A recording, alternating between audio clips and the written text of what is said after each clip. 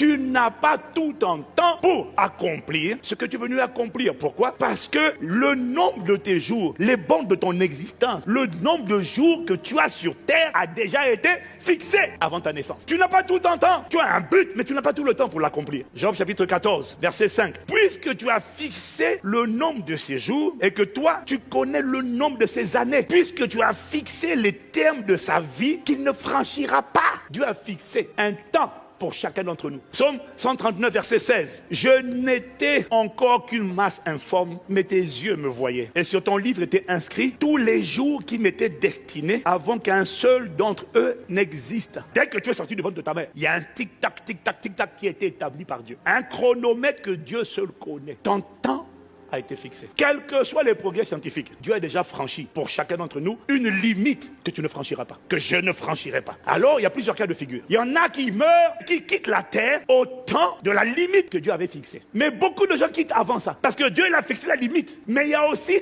plusieurs qui meurent, pas parce que c'est Dieu, mais parce que Satan les a réclamés. L'esprit de mort les a frappés. Il y en a d'autres encore, ils meurent avant le temps, pas parce que Satan les a frappés, mais parce que leur propre mauvais choix, mauvaise décision a précipité leur mort prématurée. C'était pas Dieu. Ah non, tu fréquentes un gang, des gens qui se baladent avec des armes, des couteaux, des machins. Un jour, règlement de compte entre bandes, c'est fini. Tu peux partir bien avant le temps. Tu fais partie d'un mouvement de rébellion. Dieu juge toujours les rebelles. Les Absalom, Dieu les juge toujours. Absalom n'était pas censé mourir jeune. Il est mort jeune, pourquoi? Parce qu'il a fomenté une rébellion contre le père, contre l'autorité. Il pensait que Dieu allait de son côté. Faux! Il s'est suicidé. Saül s'est suicidé. Ce n'était pas le temps. Il s'est suicidé par sa désobéissance et sa rébellion contre Dieu. Il y en a, ils abrègent la durée que Dieu avait prévue. Ils la raccourcissent juste parce qu'ils ne prennent pas soin de leur corps et de leur cœur. C'est pas Dieu. Dieu a un temps que tu ne franchiras pas. Mais tu peux repartir dans l'éternité longtemps avant ce temps à cause de Satan ou de tes mauvais choix. Dieu a un temps. Alors pour se consoler, on dit le Seigneur a donné, c'est le Seigneur qui a repris cette fois-ci. Mais des fois, c'est pas le Seigneur qui a repris. Tu veux être sûr de partir au temps de Dieu.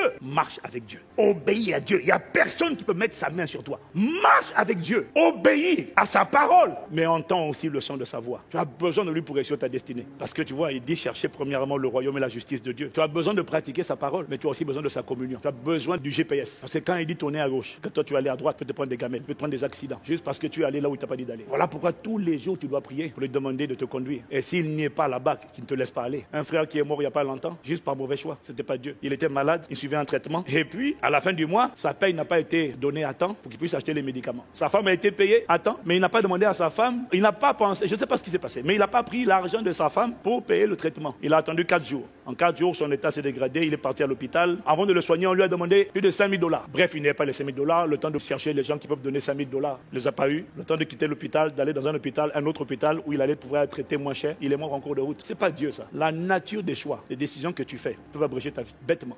Quand j'entends ce genre d'histoire, je dis Seigneur, aie compassion. Je réalise la nécessité, pas seulement de prier, mais de coller avec lui. C'est pas que j'ai pas envie de quitter la terre, mais je refuse de partir avant le temps. Parce qu'il y a une mission qui doit être accomplie. Et tu accompliras la mission. Nous accomplirons la mission.